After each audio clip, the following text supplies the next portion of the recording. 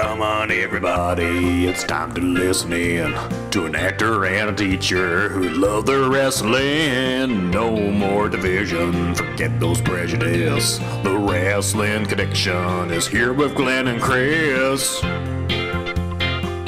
Welcome, ladies and gents, to another episode. This is the Wrestling Connection podcast, and we are here for episode number 40. And I was just thinking to myself, I wonder what WrestleMania 40 will look like. We only need to wait another few years, and once we get there, we will be able to see what the future of wrestling looks like, because right now, it is looking, I was going to say it's looking bleak, but it's not really. There's some good stuff going on in wrestling right now. Really is. And as we go towards, as we're in a new year now, and we go towards the future, and hopefully back to normality in the wrestling business, who knows what it will look like, and who will be on top. Hello again, everybody. Welcome to another episode of the pod this week. My name is Chris. This is Glenn, and we are here for our watch-along, our second ever watch-along of the 2001 Royal Rumble match 20 years ago this month. Glenn, how are you? And are you buzzing to check out this match? I am very well. Thank you for asking. And yeah, I love this match. I've seen it so many times, but I have to say, I think the vast majority, if not all the occasions I've ever watched this, I realise I've probably been on my own. There's maybe been once or twice. I think there was maybe one occasion about 9 years ago where Jamie came round to my flat and we were putting Royal Rumbles on in the background whilst we talked, but we weren't really watching it, you know. But this is definitely my favourite Rumble, and I think my second favourite Rumble was last year's, the 2020 Royal Rumble match. Really? And it's just fun because we're now coming up to what will be the most unique Royal Rumble, no doubt, in terms of presentation in a long time. And I'm really keen to see how they pull it off, how they pull off a Royal Rumble in the kind of new era that we live in. Yeah. The tagline for this show was 30 men, every man for himself, one victor. And it's taken me up until 19 years later to understand, or 20 years later, I should say, to realise that there was no one actually called Victor in the match. It was meant to be like Victor, like victory. Yeah. I used to think to myself, who is this Victor they keep talking about? But this is currently January 17th, 2021. That is today, release date. And this event took place on January 21st, so a few days early. And we thought we'd do it earlier than later, just so we can get into the spirit of the Royal Rumble. And I don't know about you, but every time around Royal Rumble season, I do enjoy watching some old ones back. I always often do. If I don't do it every year, maybe I do it every second year, where I'll get as many of them in as I possibly can.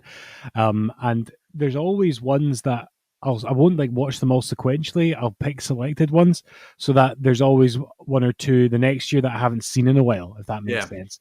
And you know, the more Royal Rumbles that happen, the more some of the more recent ones blur in my memory, and it means it's more of a pleasant surprise. Oh yeah, that was the year Road Dogg came back, and oh, that was the year that the Hurricane came back. You know, so it's cool when we get to do this, and you know, we'll get into it when we hit play on this. But this Royal Rumble match was one of the first ones to really do surprise entrance. You know, and like a consistent flowing story sort of thing. Yeah, it wasn't really a. You know, I think this set the standard for what a good Royal Rumble should be. Like all the different pieces of the puzzle. And I would say to dear listeners, we have it loaded up on the network already, and we've just taken it from the moment at which the chapter selection dictates the Royal Rumble 2001 match. So it's not from the first bell. We've selected that chapter on the network, and it takes us straight to an extreme long shot of Howard Finkel standing in the ring, surrounded by thousands of adoring fans in New Orleans.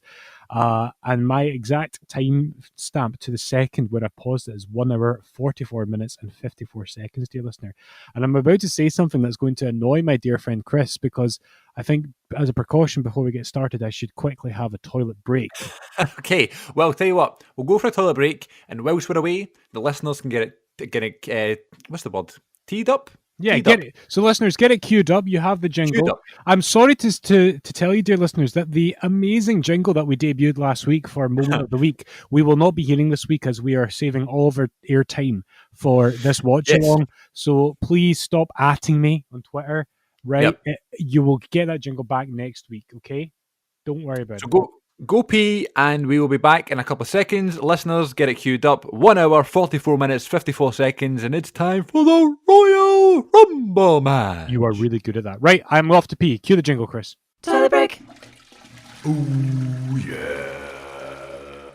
Okay, hopefully everybody is nice and refreshed and is now been to the toilet, washed their hands, dried their hands, brushed their teeth if they had to, used some mouthwash, flushed the toilet, closed the door, turned the light off, all that good stuff. Don't forget to floss. Don't forget to floss, and now we're here for the Royal Rumble match 2001. A wee reminder, it is 1 hour, 44 minutes, 54 seconds. The Fink is in the ring, and he's about to tell us the rules of the Royal Rumble match. Go ahead and hit mute on your device, whether it be your phone or your laptop or your iPad or your TV or your PlayStation or whatever you're using. Hit mute and listen along with us as we do some expert alternate commentary. And I will give you a 3, 2, 1 play, and you guys hit play when I say play. Are you ready, my dear friend Glenn? I certainly am. Here we go. All the best. And in 3, 2, 1, and play. I always loved when the Fink would, tell the rules as if we'd never known this before. And King would always be like, "We know, Howard." Yeah, it felt like as the years went on, they got less and less patient with him about it. No. Man, it's just so mad seeing such a big crowd, not a care in the world, isn't it? I know, 17,137 fans in the New Orleans Arena in New Orleans, Louisiana, January 21st, 2001. And this is an historic event. And I know you were particularly fond of the artwork of this show. Yeah, I love it. I mean, we were talking about this off air. It's really like a throwback to like the 91, 92 artwork. Yeah. Who's this guy coming to the ring? But it's I love it. I love the kind of not animated, but it's just like it's hand painted kind of artwork, and it's a shame that you never really see it anymore. I think because Benoit's on it, but I guess it's something that I'd love them to reproduce again. But the Royal Rumble posters have often been really, really good. Like I love the one of them in the subway. Is that 07 or 08? That was 08. Yeah, that's a good one. Yeah, that's a really good one. They actually like got them all in to do that picture. I heard that this year they're doing a kind of comic book style thing again. Not like this, but it's kind of like old Batman 1966 style comic, like kapow, boom, all that stuff. Yeah, absolutely. I'm psyched for this year's Rumble because it's going to be very different. And now we're 20 years from this one. But it's also funny to think that this year, think about this, who in this Royal Rumble match is likely to be in the 2021 one? I think only the man that we see in the ring right now taking a clothesline. Ouch! Jeff Hardy. Jeff Hardy. It could maybe be The Rock. He could pop up. Stone Cold Steve Austin. Haku. There's always a chance Kane could show up, I suppose. He's more likely than Haku or Austin, I think. What's his name? Big Show. Oh, God, yeah. Well, Big Show's actually a shout because he's going to be part of Legends Night. Or, sorry, let me rephrase that. He has been part of Legends Night on Raw. But yeah, we've got Bill Buchanan and Jeff Hardy in the ring right now. Jeff Hardy was like properly getting like all the kids screaming for him at this point when he would come down to the ring, and would of course go on to be like a Hall of Famer, standard sort of career. Bill Buchanan, after that run with Cena, we didn't see much of him again after that. B squared. That's right. B squared. But you often wonder what became of him. You can see why the likes of JR had high hopes for him because he's this big imposing guy, very agile in the ring. He could do a lot of aerial stuff, Bill Buchanan, and people don't give him credit for that. Absolutely. And I love the Right to Censor as a group. I could do without their entrance music, but I love them as a group. Thanks, didn't need that, but here's all of Bill Buchanan's ring names. We have B2, B squared, Barry Brett, Buchanan, Bill Buchanan, Mr. Buchanan, Bo Buchanan, Sam McGraw. Sam McGraw's the one that lives down by the shop. We also had the Punisher. He was also Lord Humongous. He's Lord over the rope now. And Recon was his other name. And he was apparently billed from South Africa, even though he was from Georgia. But he's still kicking about. He's 52 now. Always in good shape. Here's the thing with Matt and Jeff competing now in the ring. How did you find Matt and Jeff wrestling? Right. So, see, when I saw this was the first time I'd ever seen these two lay hands on each other. And as much as I understood and accepted the principles of every man for himself in the Rumble match, watching this when it happened, because I think I watched this, it'd been taped and lent to me in the kind of Craig Littlejohn's black market kind of tape trading that he did in Playground in Primary 7. This really upset me for two reasons. First of all, I love the Hardy Boys and I didn't want them to hurt each other. And second of all, it made no sense to me. Why are you fighting? Team up until you get to number 30, then fight, you know? Well, Undertaker and Kane can have a similar thing, don't they? Later on, they kind of do that sort of spoiler. And they actually kind of they wait till they're a bit later on in the match to actually try and do that, and then they don't end up fighting each other, but someone else comes in. No pun intended. No spoiler to who's going to be. But I never enjoyed watching the Hardys wrestle, except for here and Vengeance 01. Specifically because I didn't watch this live at the time, and I knew they got back together, so it was fine. In the end, you know. But like they stop and take a break here. But WrestleMania 25, gutted, you know, because they've totally fallen out, and Matt's killed Jeff's dog. Yeah, I tell you what, I'm gutted about the fact that Farouk entered the ring. We have this on mute, so we're going to have to do it now, Chris.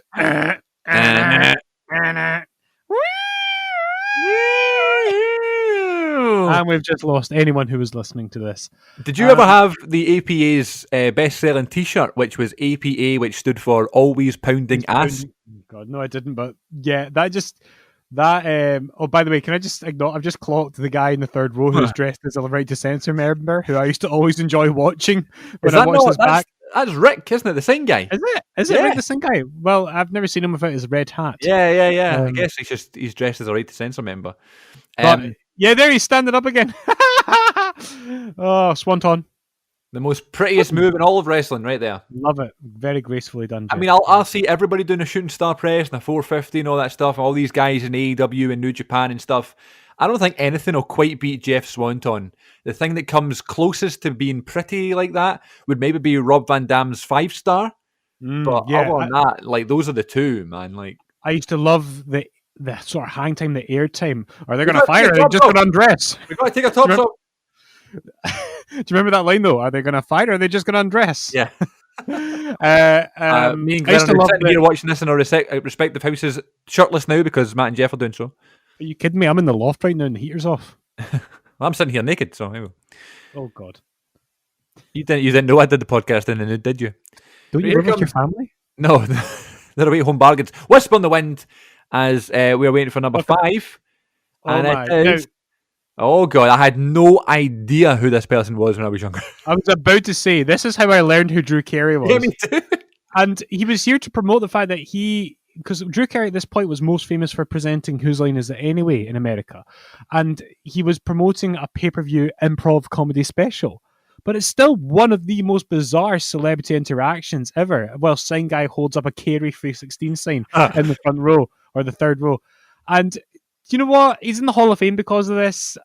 And people crap on this quite a lot, but this is a tiny portion of this really variety-filled match. Yeah. And so the Drew Carey thing is a real highlight for me. I love it because it's not done at the expense of anybody else. Yeah. It's not as if he beats anyone up. He totally puts the wrestlers over, and the whole narrative of him and Kane is just like, I love it. And we'll see it unfold. I have no issue with celebrities getting involved in wrestling as long as it's not like the main event spot. You know what I mean? Like I think celebrities in wrestling definitely has a place because it's promotion. You know what I mean? If we could get Drew Carey to do an intro for the Wrestling Connection, I'm all for that. However, I do not want him on the show every week. You know what I mean? It's fine in small doses. I thought that spot right there where Matt literally pulls Jeff off the top rope by his hair, it's brutal. Always so brutal. Yeah, it always wins to see that. I'm almost kind of glad you never see the point of impact in the initial play, although I think you see it when they replay it. And I think if memory serves, we're about to get one of your boys. Well, I think Kane comes out first. No. Oh, yeah, you're right. Actually, yeah, and then one of my boys comes out, yeah. Because he takes so long to get to the ring that by the time he's finally in there... Oh my. Which I never understood why Raven would come out and save Drew Carey. But I love when Kane's pyro goes off there, G. Archer goes, oh my God, oh my God, oh my God. Oh my God. Yeah. And again, that's just a beautiful little detail to make the Kane's intimidating nature as if it needed enhancing. Yeah. He's like wanting the Hardys to come back in. He's like, come on, help me. Please. but yeah, what we should really point out is that Kane had an interaction with Drew earlier in the night where Drew had tried to be polite and cordial and shake Drew's hand. And he's like, "Hey, I guess we're going to be wrestling tonight." It's like, "Hey, big fella." What I like about Drew Carey here, right? I don't know if he's ever watched wrestling before in his life, but he seems to get it. Yeah. This is it. If you want a celebrity getting involved in the world of wrestling, you want somebody who's going to have respect for it and who's going to get it, not take themselves too seriously. Which I think is why people don't like the stuff that Bruce and Conrad covered a couple of weeks ago with Cena and K-Fed in January 2007, because it was perceived to be happening kind of at the expense of Cena, who was up and coming at the time. Do you remember how massive that was? I had never heard of Kevin Federline ever, and I've not heard of him since, if I'm honest. I think he was just a tabloid star of the time, Yeah, they made the match months prior, and I ever since they made the match up until January 1st, 07, I remembered it was happening. You know what I mean? I was like, I need to wait to January 1st, Kevin Federline. I don't even think they talked about it until it happened again, and I was like, oh yeah, this is obviously going to happen, But Drew Carey here, he's not just standing there; he's offering Kane money to spare his life. He's not just standing there doing nothing; he's acting, and that's what it's all about. Yeah, this is it. He's nailing it with the body language. He's clearly intimidated, and I love how Kane has to hold Carey for this for quite a while to let Raven get into the ring, and they just timed that perfectly. And the only thing I would be nervous about as Drew Carey now is getting over the top rope without hurting myself. I love how he waves to the crowd. That's hilarious. Yeah. So anyway, here we have one of my boys, Raven, one of the top boys. Just look at him selling those punches. Raven is the best. Look at him selling those punches. Oh, and then he's just high-fiving everybody. Look how good of a job Drew Carey did. Yeah, you get him, boy. So good, man. So this Royal Rumble pay-per-view, this is one of my earliest wrestling DVDs ever that I ever bought. It was Royal Rumble 01, it was WrestleMania 17 and WrestleMania 16. They were my three first DVDs.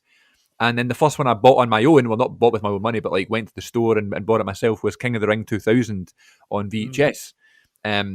I can still picture where those VHSs were kept in Asda. The Asda I still go to every week. And it's still kind of in the same position, but it's changed over the years. And I always loved this pay-per-view because of the song and just the artwork and that sort of thing. Really introducing me to the style of the Royal Rumble and how important it was. I never understood this, though. Why is Al Snow... Why did he do this? Is this a botch or what? No, I'm pretty sure Al Snow was wronged by Raven on an earlier episode of SmackDown. Okay. And this is him getting revenge, and that's why he comes out prematurely. Well, they couldn't explain that. This is what I love about a perfect Royal Rumble match, is that a perfect Royal Rumble match has chapters, has phases, but also a broader narrative. So we know that this Rumble is known for the larger narrative of Kane's performance, but this is the hardcore portion of the Royal Rumble match, which only lasts a few minutes, but it feels like a significant enough chunk to give this Royal Rumble match the variety.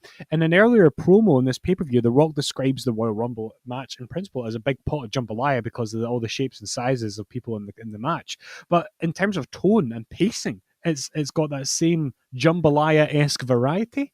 And I've always loved that about this match, is that the ring looks like an absolute tip now. Because I love when they would use the dustbins and there was actual garbage in it, you know what I mean? Yeah. Here comes the bowling ball spot, which I never understood how they could do it without the hurting. I mean, there's got to be some kind of protection, or there's got to be still brave. Oh yeah. Oh, still sold perfect. Just the way that he throws it, though, is so violent. I know, but there might be some kind of jock-esque ribbing going on there too. Yeah, sign guy holds up a sign that says "Raven needs a bath."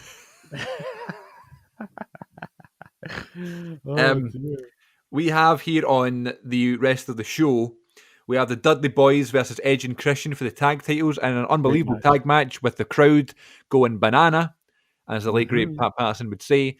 We also have last week's match of the week, Chris Jericho and Chris Benoit in the Intercontinental Championship ladder match. Ivory defeating Chyna for the women's title. It's the one where Chyna injures her neck again. And then we have what Glenn has talked about before in the show as one of the best heel versus heel main events. Kurt Angle versus Triple H for the WWE title. What are some of your memories of that heel versus heel main event? I just remember tonally it felt so strange and so different, and it took me a while as a 9-year-old to kind of wrap my head around, well, who am I supposed to support? and before the match, they showed a video package of fans at WWF New York getting interviewed, and they were all seemed to be rooting for the game. And I think it's just testament to good storytelling, because the game was an asshole. The game went against Stone Cold Steve Austin a month later from this.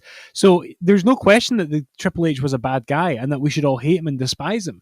But also, on a pure human level, you can understand the perspective of the everyman who feels like his wife is going to cheat on him with someone else. It's kind of a very human soap opera type story. So it was easy to sympathize with Triple H, even though he was a bad. You're welcome. Good old Perry Saturn. Man, I love Perry Saturn, and who would have thought that Moppy would be one of the most memorable things that he ever did? But I think it's kind of what he's most remembered for from mainstream WWF fans. Yeah. I just realised that my family are back in the house. I didn't even see them coming in. And I just heard people walking about, and I just thought there was a burglar in. Good, well, you better put your clothes back on. You should probably say that to Terry Runnels. Here we have Perry Saturn going at Kane. In his wee green pants. I mean, I don't know what you're talking about. You can see Kane's big red nipple. Yeah. I don't know why you would point that out. So that was a big red.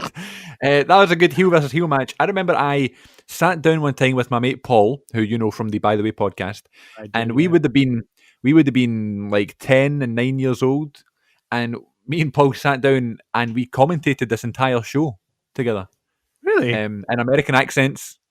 And we didn't play the G.R. entire King. show. The entire show. We sat down though for a whole afternoon, and then we went out, played football for a bit, we came in, and we did the exact same thing for Survivor Series 02. Wow. Yeah. I'm impressed. So many times. This is sort of thing I would watch all the time. You know what I mean? These shows that I loved. Here comes a Lethal Weapon. Who's now retrieving some lethal weapons. Yes. Funnily enough, the Lethal Weapon sticks were just sitting in the bag. You know, he kind of disappeared not long after this, and I remember when he showed back up again at the Raw 15th Anniversary Battle Royal. I remember looking at him, and he was in such great nick. I just thought, man, that guy could have done or lasted a lot longer. I mean, I suppose the character didn't have that much depth to it or many legs. He was just like kind of a badass fighter, wasn't he? Yeah, but did you not see his stuff with Grandmaster Sexy? Yes, I do. I only saw that for the first time this year, though, during my last year, I should say, during my watch along. I just thought that stuff was really good. But you're right, it's like the silent assassin kind of thing. But I think he was never going to move up the card. But I thought consistently mid-card, I thought he would have had a lot of time left. I didn't mind him at all. He was a memorable character, but he is one of the more niche Attitude Era characters, isn't he? Yeah, but you look at him when he was, like late 99 and stuff, when you've got like Austin and Triple H and The Rock and Mankind and stuff, and you would think that like a character like his would really just kind of blend in and not really be noticeable. But I totally remember Steve Blackman being a big deal. Head Cheese, of course. There's a Head Cheese reunion in the ring right now. Al Snow and Steve Blackman. Forgot about Head Cheese. He did well there, even though he probably hated every minute of it. Yep. Oh dear. The dark match on Heat for this show was Lowdown, which was Chaz and our boy D'Lo Brown Good old versus D'Lo. Kai and Ty. Any memories of Lowdown? Not really. I remember a wee boy called Alan in primary school telling me that one of the headbangers is now going to be wrestling as Chaz. Yep. And I didn't believe him that it was the same guy. It turns out it was. Oh my God, here's Grandmaster Sexy. Are you joking? I just said his name and here he comes. That is amazing. It's almost as if this show happened 20 years ago and you've had plenty of time to memorize the sequence of wrestling. Well, I'm serious though. I didn't know who was coming out next, but I mean that's very doable. I did just say that I knew exactly when Kane comes out and stuff. However, I know The Rock is 13. The Rock comes out at number 13. I've always remembered that for some reason. I don't know what number Grandmaster Sexy was, but I used to love when Grandmaster Sexy was in the ring and Jerry Lawler would pretend he wasn't his son. And he would always just joke about it. Gosh, rest in peace, Grandmaster Sexy. Yes. What a fun character. Good character. And I saw that Rikishi posted a thing on Instagram recently, a picture of the three of them and Too Cool, him and Scotty Tuhati, who is, I'm sure, looking at you intently in the Glendon right now. Yep. And it was like the last time the three of them were together, which was quite nice to see, I guess. Oh, yeah, because they did the Raw Old School in 2013. I'm pretty sure. Were the three of them there in that one? Yeah, they wrestled 3MB in a 6-man tag. Oh, so and thing made Grandmaster Sexy and Scotty Tuhati wrestled in the first ever NXT live special against the Ascension, which was totally random. That is right. I remember the brief return in NXT Too Cool. Was it the Ascension or was it Blake and Murphy? I think it was the Ascension. I can't remember. I'm just looking at Kane with all the. I like this elimination here. Dong. I'm just looking at Kane with all the weapons and stuff. I think I know who's the next.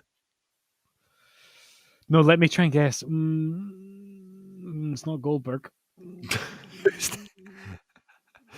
Look at Kane. Oh, it's a musical character, isn't it? It is a musical character. Now, and this to my point. What is it? Is it Honky?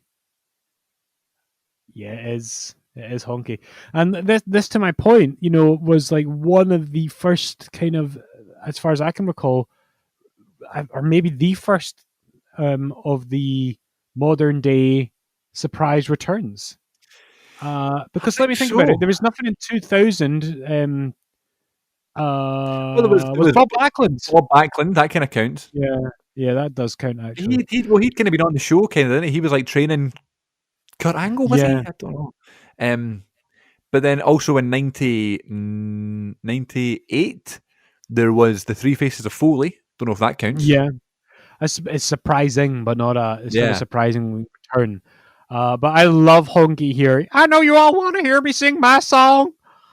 He does this so well. I mean, cousin of Jerry Lawler, who's on commentary. And I love the contrast of eras here. You've got two ridiculous characters in their own right. But you've got Honky from his era of total cartoonism, and as cartoony as Kane is, he's more an Attitude Era kind of scary, deadly serious kind of character. And so these two eras colliding is always a fun contrast. And the Royal Rumble's the perfect time for this. It kind of reminds me of Jeff Jarrett and Elias at Royal Rumble 2019. I hated when Jeff Jarrett wore his mid-90s gear on that show, though. He will look much better in his Attitude Era gear. Yeah. I never really understood. I never really got the Honky Tonk Man.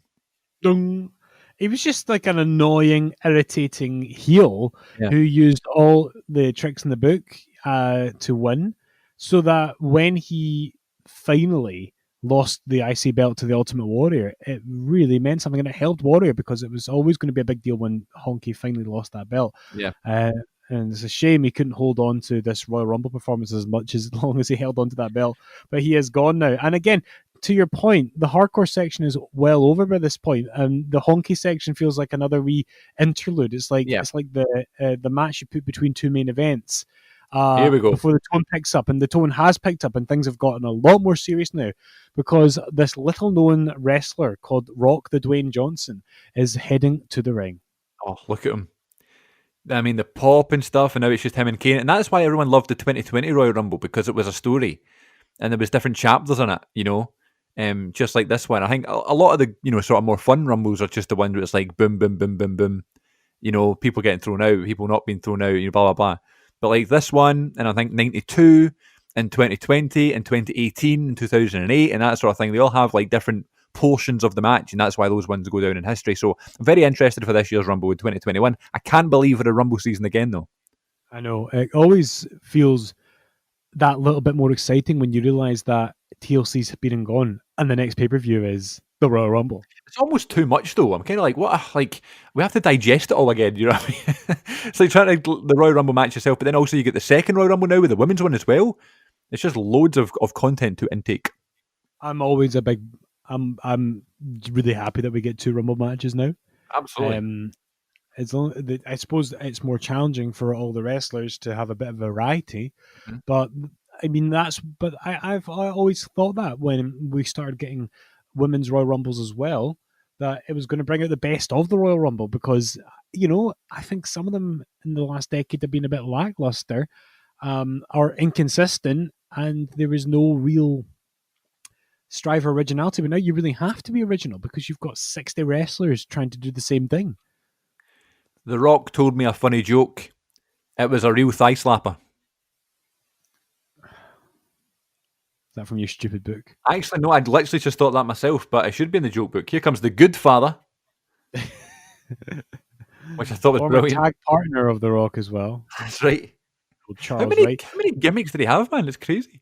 Plenty, but it's I think it's quite well known that he doesn't really like to sign anything with the Good Father, or is not. Really? He's definitely not a part of his career he fondly remembers, and I can understand why. You know, the Godfather character was extremely over, very popular, very well placed on the cards, but that's why creatively it was quite bold. I thought to turn him and make him become part of the Right to Censor. Well, much I think like. the only Sorry, go on. I was going to say the only disservice really to the character was that there wasn't any real conclusion to the Right to Censor. Yeah, it's a shame. You know, and it didn't really have any proper blow off. And what you wanted was the group to properly implode and for the Good Father to become the Godfather again. And but it didn't really happen.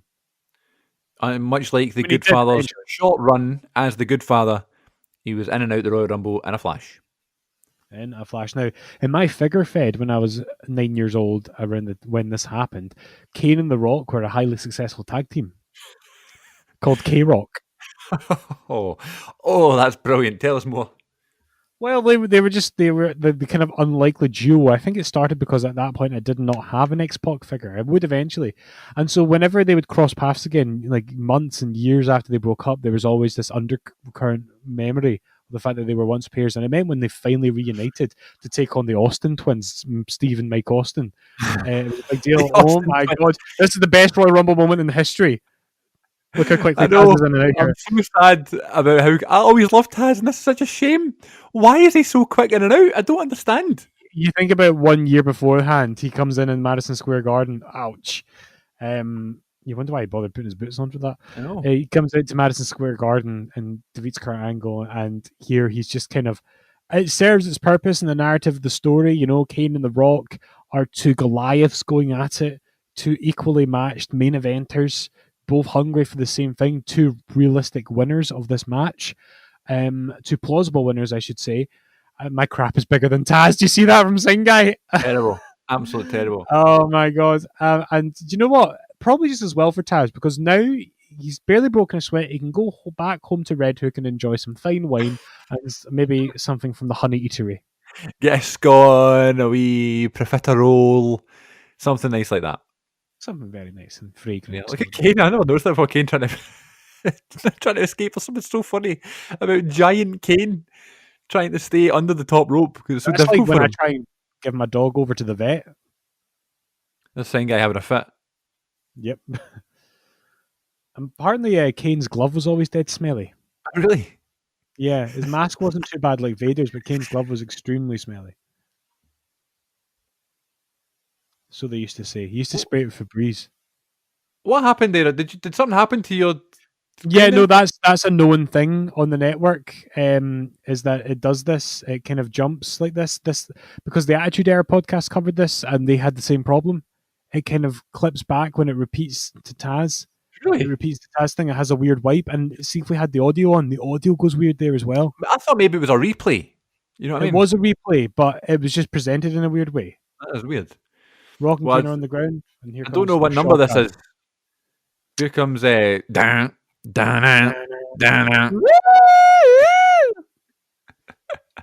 I get the whole point of the Good Father and Taz being eliminated so quickly because you know they were the story is continuing with Rock and Kane being credible winners. You know, but then Bradshaw comes out. And I'll tell you something. Bradshaw definitely not a credible winner, but he's getting a lot more offense than the Good Father and Taz did. Yeah, he was a well-liked guy. So was Taz. And I don't know, I'm thinking in terms of management, he was always well-liked. Oh. And I suppose he was a big guy, you know, a big, rough guy. And I think the Royal Rumble always kind of shows where the kind of perceived hierarchy in terms of perceived ability in the ring from the characters. And so, yeah, to your point, Bradshaw is higher up the pole than Taz. Yeah. At least in the way it's being presented here. But also, you know, The Rock and Kane are more fatigued now. That's and, true. You know, I chucked Taz over a top rope, which I wouldn't ever be able to do, even on my best day, but I would be knackered after doing that. So, I could shuck Taz over the top rope, no bother. listen, if he was on the turnbuckle and he just needed a gentle tap, then I could do that. Yeah. Well, I'm 6'3". What is he? 3'2"? I could do no bother. Listen, if you want to provide, I'm going to DM him. Don't. I really like Taz. Actually, I would let him. He'd I choke me out, brother. I'm going to talk to him, see if we can get Taz. Do not talk. No, don't talk to him. I like not? Taz. I want him to invite me to the Red Hook. We can go for scones. Those We go DMs aren't open, so you're in luck. We can go for a tea. It's only herbal teas you get in Red Hook. He does have that reputation, though, of getting really annoyed at things like that, though. If anybody was to say anything bad about him, he really would get annoyed about it. I know, this is why I'm kind of treading carefully with what I say, in case he comes and get me. Yo, But you do you know dealing what? with the X Factor. Albert, I think this is pre-X Factor. This is pre-X Factor. This is a TNA Albert. Were TNA still a thing at this point? I think they'd recently broke up. Aye, that's This is before the big hip hop hippo as well. Did you like that? Because obviously you're a big Scotty 2Hotty fan. Yeah, no, I liked it because Albert was always a character that really bored me. He didn't have Really? a lot of depth. He was just a tough guy, and there was plenty of that already in the roster. So when he became the hip hop hippo, I thought, give him a bit of comedy, then he's good. And we went for the exact same thing again with Lord Tensai. Kind of interesting at first, but pretty dull and boring. And it's only when he became Sweet Tea and he Yes. started dancing with Brodus Clay that I kind of got back into it. Tensai beat John Cena, remember? He did. People really went early on. mental. People went mental at that. I remember on Twitter, folk were thinking about rioting. I never got behind Tensai, and I just don't think him, Jason Albert, Matt Bloom, I don't think he ever got the right run in WWF. I guess this is arguably his best run because in 01 he ended up holding the Intercontinental Championship. Yeah. He had that memorable 6-man tag in the Invasion pay-per-view. Arguably 01 could have been his big year, but then WCW was bought and all of a sudden the card Yeah. was saturated again. I like Albert. He's not one that I would always go to, but I always knew he was very good for a big man, I like him too. I do. Who's this at number whatever? They don't show the numbers this I year. know, I always liked how they've added that now, though. Oh, That's how do you something. like him now? How do you like me now? Hardcore Holly's theme song gets stuck in my head once a week. At least once a week. I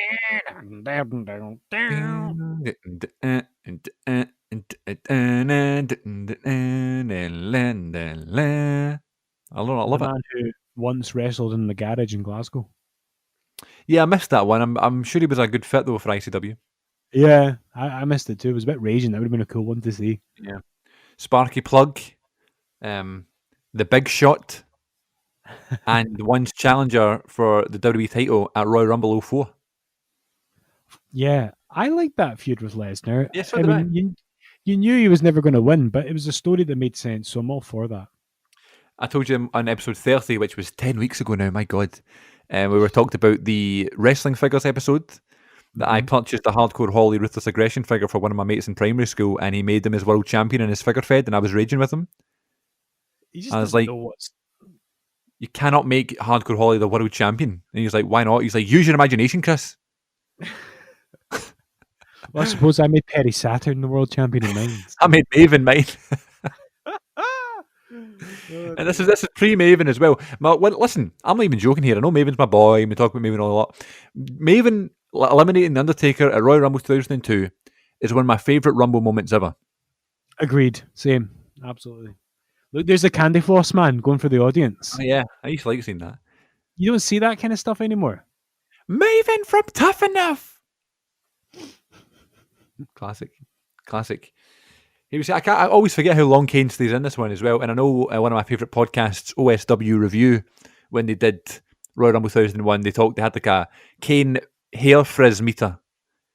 And, I know, it's mental because you never saw Kane's hair get that frizzy because he never wrestled for that long. Here we go. The truth will set you free. Good old K-Quick, K-Crush, Ron the Truth Killings, R-Truth, whoever he was in the wrestler movie. I mean, has he even changed a bit in 20 years? It's crazy to think that he's in his 50s now. And He's not in his 50s, is he? Pretty sure R-Truth is 50. Oh my I God. might be wrong. Let me look that up. Maybe he's 46. I love that. The specific, maybe he's 46, maybe he could be 47, could be 48. He's 48. Still though.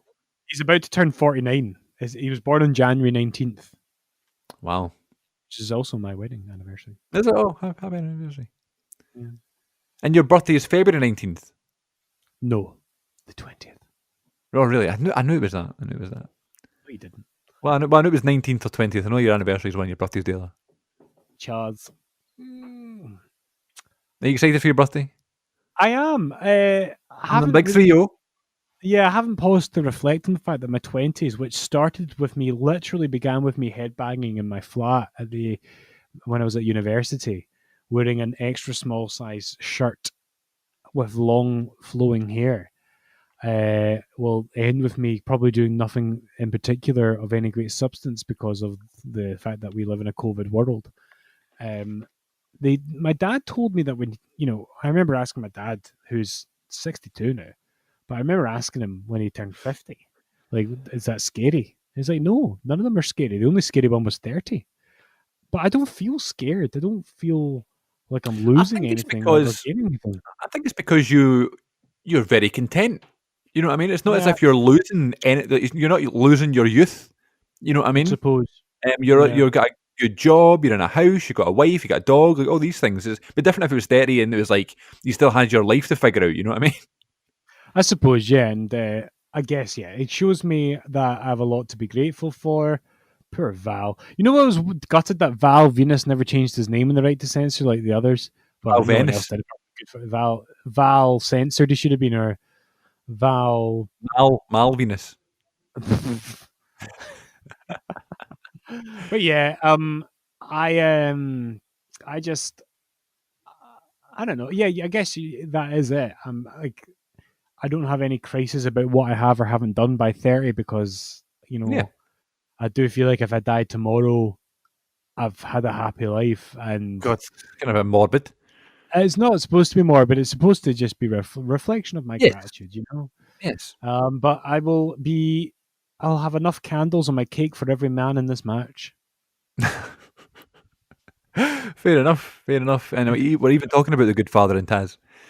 Okay, well, now that you're turning, we can talk about this in February, but what left is there? You know the way when they talk to like Randy Orton, that like, what is there left to achieve in your career?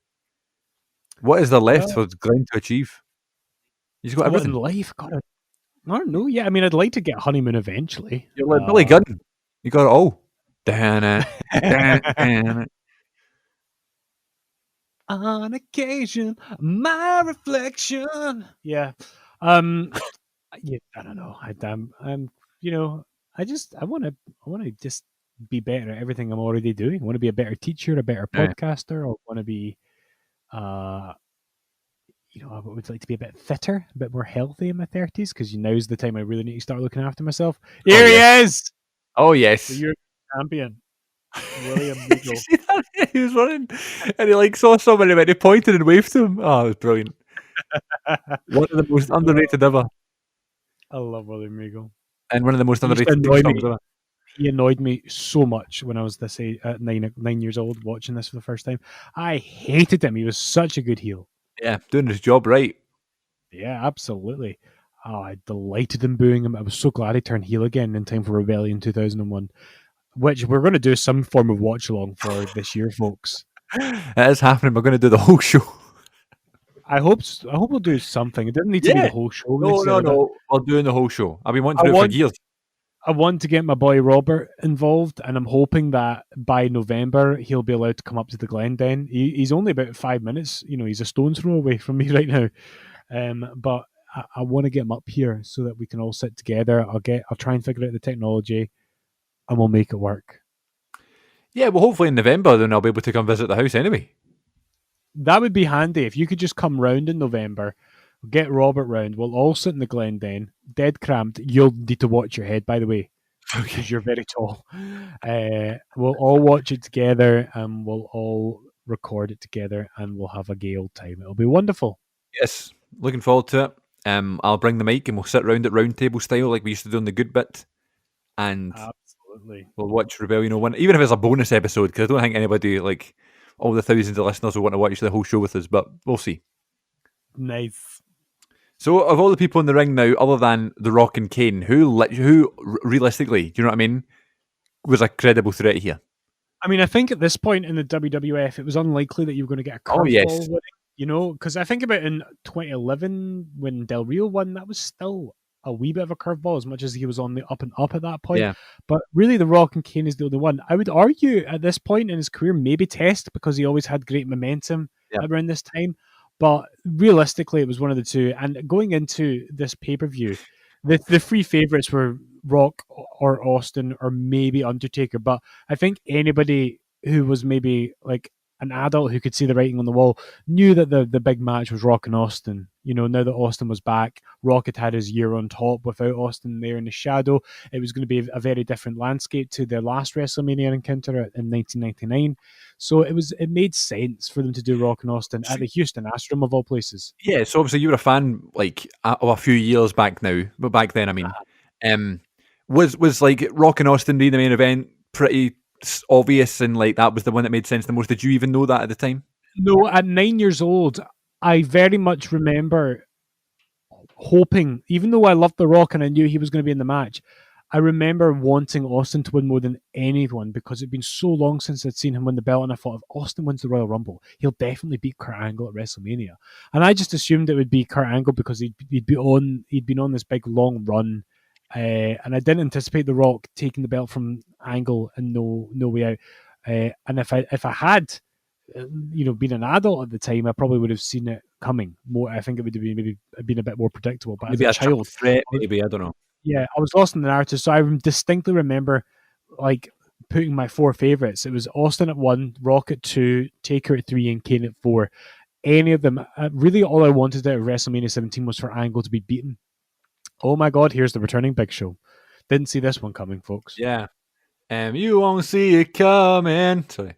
So wait, was he at OVW before now? Was that it? We got sent to OVW. Yeah. He was supposed to wrestle Taker at SummerSlam 2000, and they actually started that angle in July of 2000. And it was at that point that management felt like he needed to go back to developmental, so he was sent back. And that's when they then put Kane and Taker in for SummerSlam, which I'm glad of because that was a good. Yeah, match. you like that match, don't you? I love it. Yeah, absolutely love it. The point I was making before about like who in the ring other than Kane and Rock were credible winners, right? You know the way when you're watching the Royal Rumble now and like everybody feels like they want a new person to win? You know, and everybody feels like we want someone different, we want someone new, even if it's someone booked below, like you just want someone different. But see, looking at this match here, other than obviously before Big Show came in, other than Kane and Rock had won it before, Kane had probably previously been the champion. I don't think anybody was sitting going, oh, please give Hardcore Holly the win. You know what I mean? No, exactly. And I understand the desire for a new winner, but I don't think it needs to be like an abiding rule because, like, see, hypothetically, if we were going into Royal Rumble 2021 and Roman wasn't already the champion, him winning would be refreshing because Roman winning would be, he's like a totally different character now, you know? But obviously that's not going to happen because he's not in the Rumble match, but still. Yeah. I am feared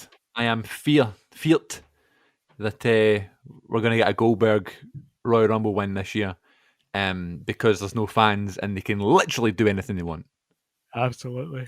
It's plausible. I was thinking that we could get Goldberg because, you know, that's the one they planted the seeds for, but I kind of think Lesnar could do it. Yeah.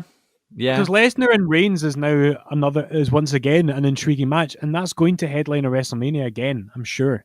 1 year in the next 2 or 3 years, I think we're going to get Lesnar and Reigns again. And I think it's much more, if it doesn't headline Mania, it'll need to be a big pay-per-view match, but I just think it's got renewed intrigue now with Roman not only being the character he is, but also being a Paul Heyman guy. It writes itself. Yeah. And as much as I love Punk and Lesnar at SummerSlam 13, sorry. This is brutal, Rock going for the table here. Oh dear, ouch. What am I talking about? You were talking about Lesnar and Reigns at WrestleMania, and you liked Lesnar and Punk. But I also felt like the build for that match could have been better. You know, I feel like it would have been more intriguing if Punk was still thoroughly a Heyman guy at that point.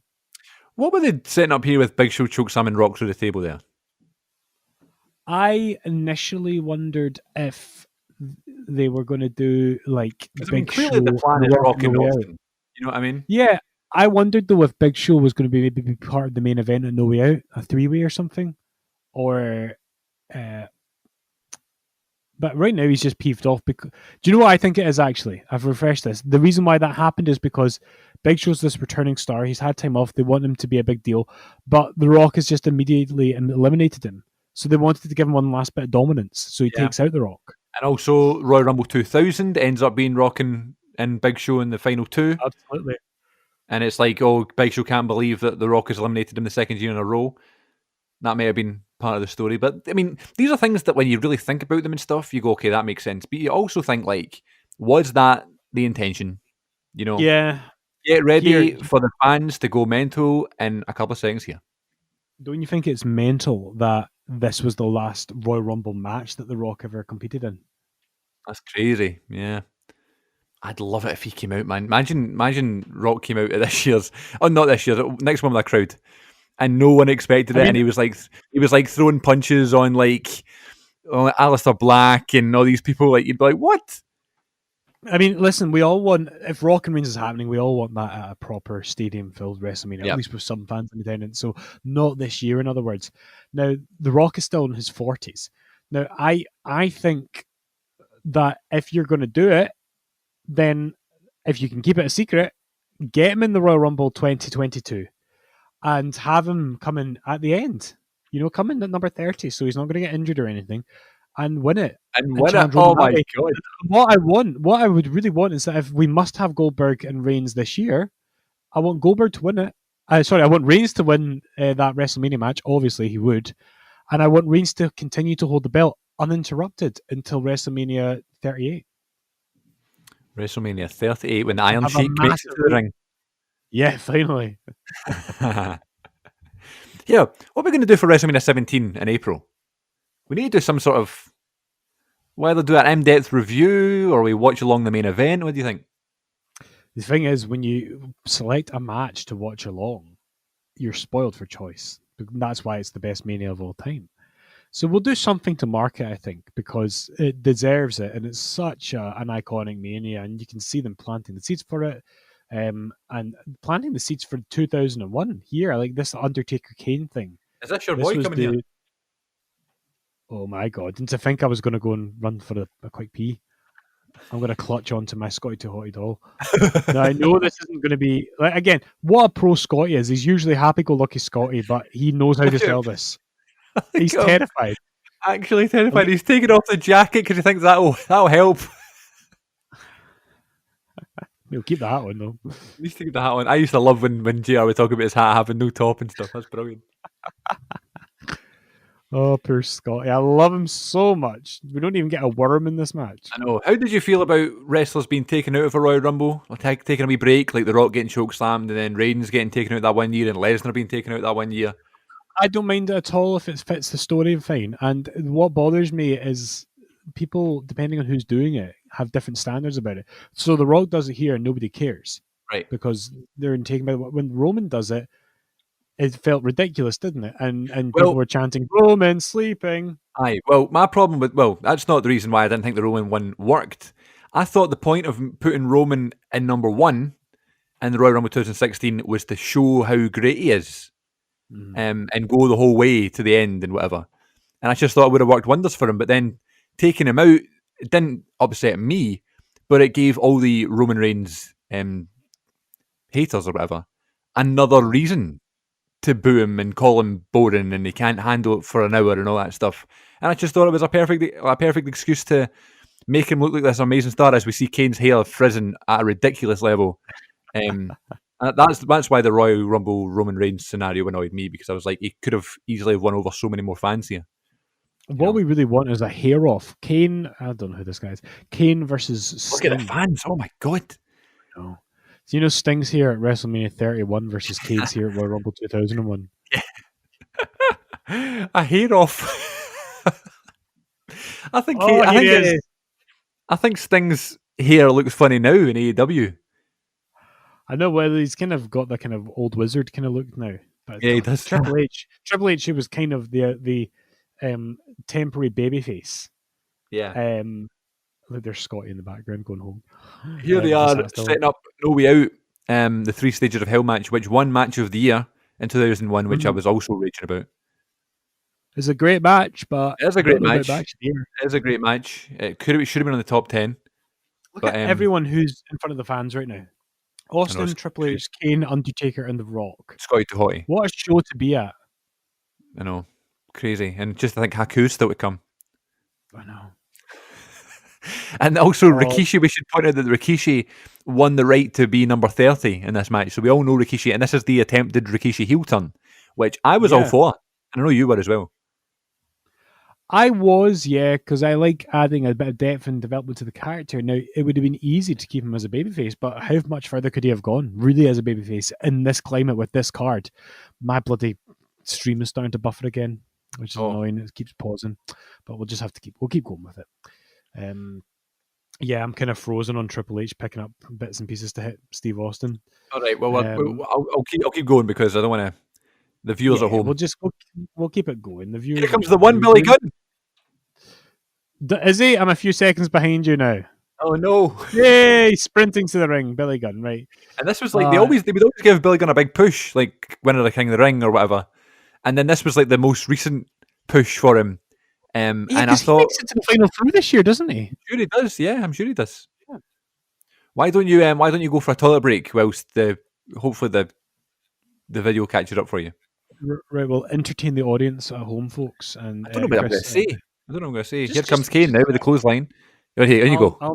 I'll not know until I listen back to this when it goes out. So enjoy, listeners. Here's Mr. Moffat's mellow musings. Remember, leave your Royal Rumble playing though. Don't pause it. Oh, don't you worry, it's playing. Okay, good. Okay. Well, as Glenn goes to the toilet, I guess what do you want me to do? Do you want me to commentate the match?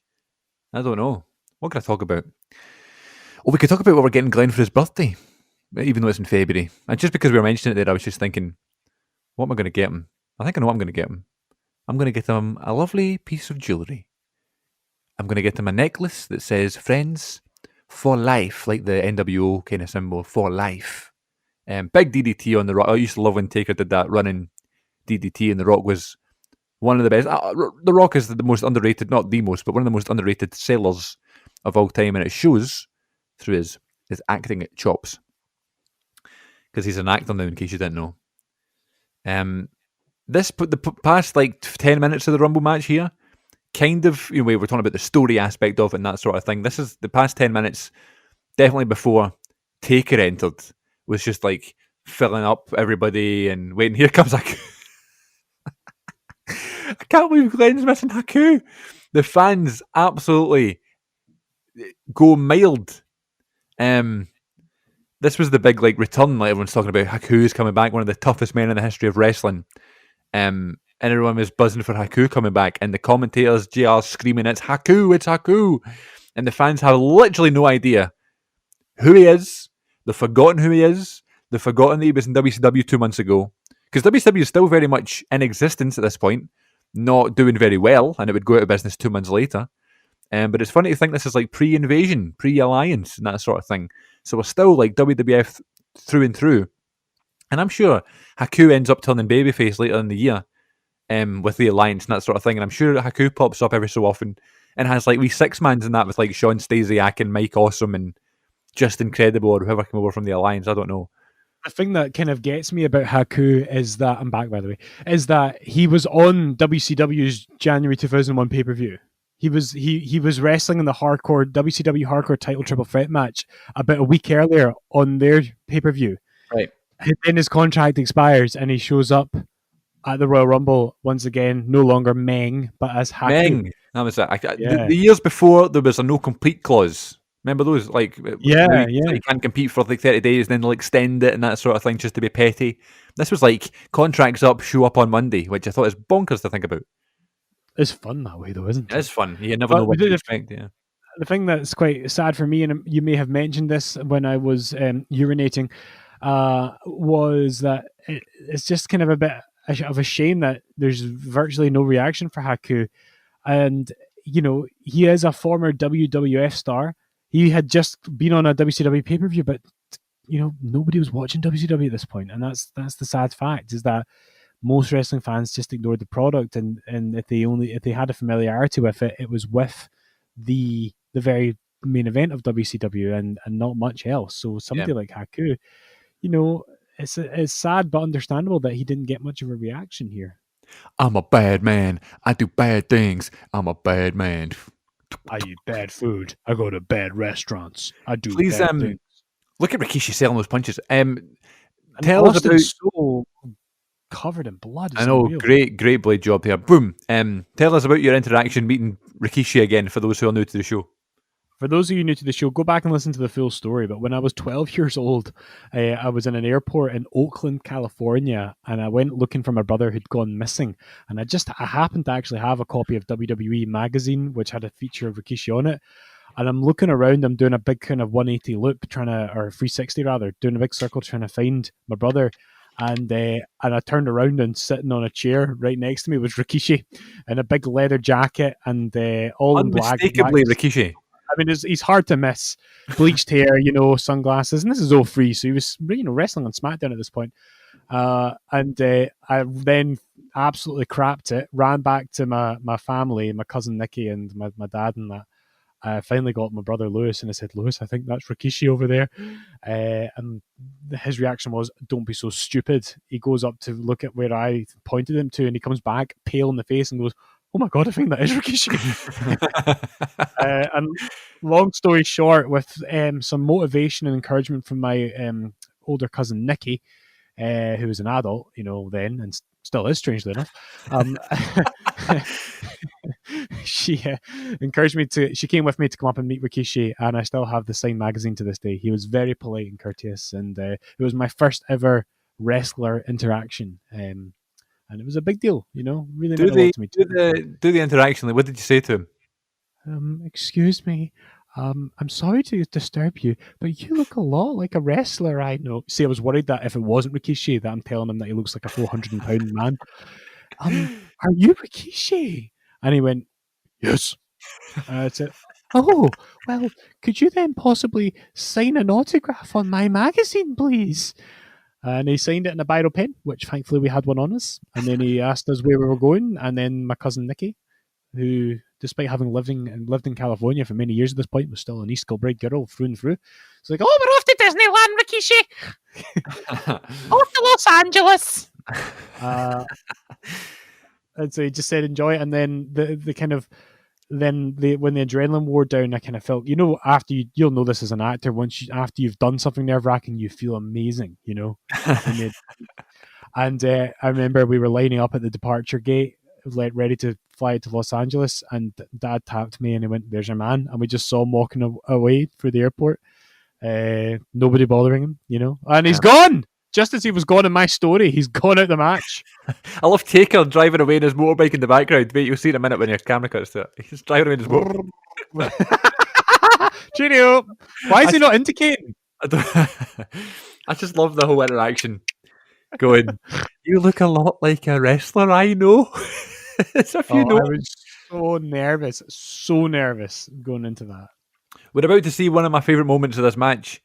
I don't know what happens to Kane here. I know he doesn't get eliminated, but Rock goes into the corner. You see Austin crawling to the corner and sitting down now. Rock and Austin lock eyes. This is an amazing moment, and the crowd reads it perfectly, and they know what's happening, and they go mental. Literally the main event of WrestleMania happening right there. It's like, if anyone hadn't seen it coming, this was the moment people had the penny drop. And, there was no guarantee. Oh my God. I know. There was no guarantee that you weren't. It's such a great shot, isn't it? That you were going to get this match, And so fans hadn't seen this for a while and wanted to see this because, like I said before, the landscape was different to '99. In 1999, Austin had become the up and coming star. The Rock was still an experiment in 1999 as a main eventer. It has to be said, and he wasn't a babyface. Now it's two white meat babyfaces staring off, and this collision that we're seeing now was kind of like, it was salivating sort of material for fans, right, in that building at that time. Look at that sell from Austin, unbelievable. Imagine being in the same building and getting to see The Rock versus Steve Austin live. I know, crazy. I guess obviously if you put two and two together, maybe not when you're watching live, but maybe if you were to look at this match in great detail, you'd go, okay, maybe they're setting up for Rock and Austin. But right now, Kurt Angle's the champion. Yep. You know what I mean? And a very dominant champion, very consistent one. So it's like Rock and Austin's happening now, not at WrestleMania, but then you look at it hindsight and you go, they were totally planting the seeds, and it's a beautiful moment. And, you would have maybe guessed that Austin and Angle was a plausible main event for WrestleMania had Austin not just wrestled Kurt Angle about 2 weeks before. or a week before on Well, Raw. I mean, it still could have happened. I mean, Raw matches are one thing, you know what I mean? But I'm thinking because Austin and Angle hadn't really happened yet, had it? Well, it happened about a week before this pay per view on Raw. No, I know, but like not like as a program or anything like a. No, nothing like that at all. So I wonder, like, if people were just thinking, "Oh, it's definitely going to be Angle in the main event." Was it? I guess in the actual that it was plausible that the championship could change hands at any random moment, you know? Yeah. I like little unexpected things when it comes to the final 2 or 3 people in a match, and the fact that this match comes down to not The Rock and Austin, but Austin and Kane is a pretty cool surprise. And you know, Kane had been on such a journey; it just makes sense that he Yeah, gets as far as he does. and also it's like it's so predictable that it's Rock and Austin. You know, it gives Rock and Austin is also like are already massive stars. It gives Kane a wee extra rub, but also you don't want to ruin the WrestleMania main event having the two of them. Like, what if Austin eliminated Rock? You know, then he's already beaten Rock. You know, as Kane is thrown through the ropes instead of over the top. As It you can reminds just me- hear JR saying it, you know, yeah, for Yeah. the Rob's Fox, not over the Over top. the top, he's still in the match. It reminds me of the Royal Rumble finish in 2016, where it was going to come down to Triple H and Roman Reigns, but it actually came down to Triple H and Dean Ambrose. Something different, you know. Absolutely. What was the other? Was it Rusev was in the final 2 one year? That was the Reigns one in 2015, but it was Yeah. the whole Santino thing where he was Santino thrown out and, and then yeah. came back in at the end, sort of thing. Awesome. That was when Rusev Day was born. When like folks started cheering Rusev just because he wasn't Roman Reigns, which doesn't make any sense to me whatsoever. But it's fine. A lot of time for Rusev. That was when I'm not a big fan of Rusev at that time. League of Nations Rusev. Yeah. But I like him now. Here's Rock about to go over. I bet that was shocking, though. I bet that was shocking. Yeah, I mean, absolutely. I mean, you could have, in that split second, you might have thought that Kane was going to chuck them both out there.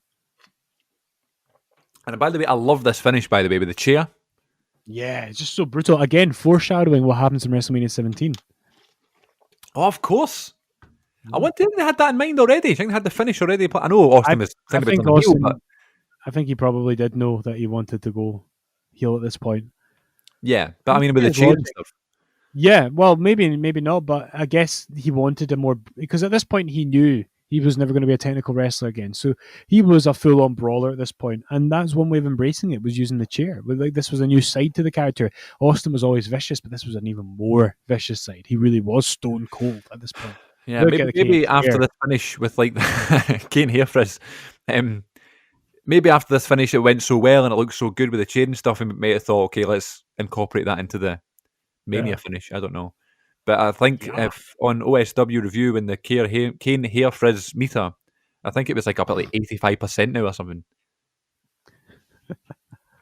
And that's his real hair too. That's his shoot hair, unlike 2003 when he takes off. I was shocked when that happened. See when Kane took his mask off in 03 and the hair came off as well? Shocked.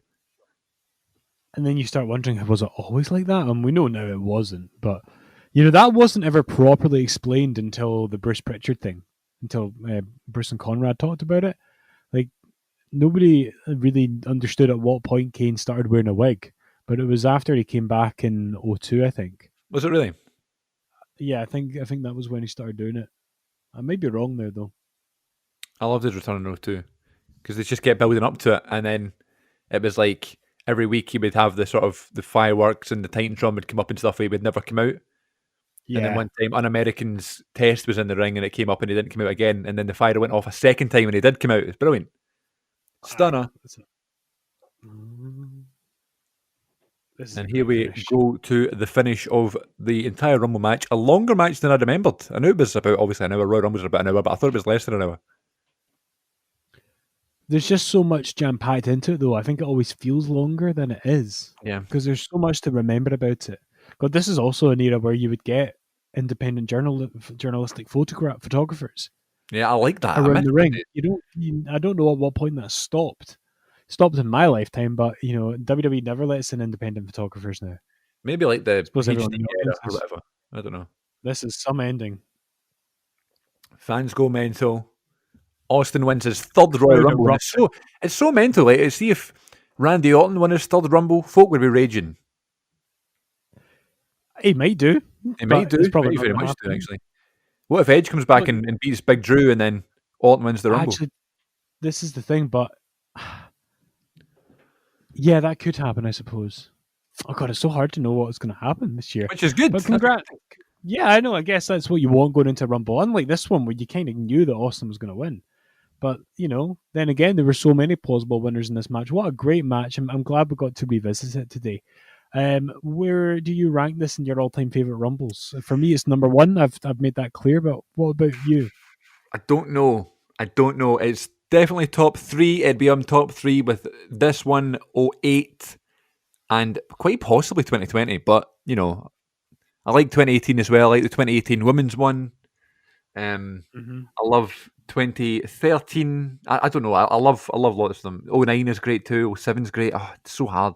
I love It's just 04 such a great as show well. and such a great concept. What a great lasting legacy for Pat Patterson to have left, amongst many, many other things. He gave us that match and these memories. Yeah. Stone Cold will be in the main event of WrestleMania.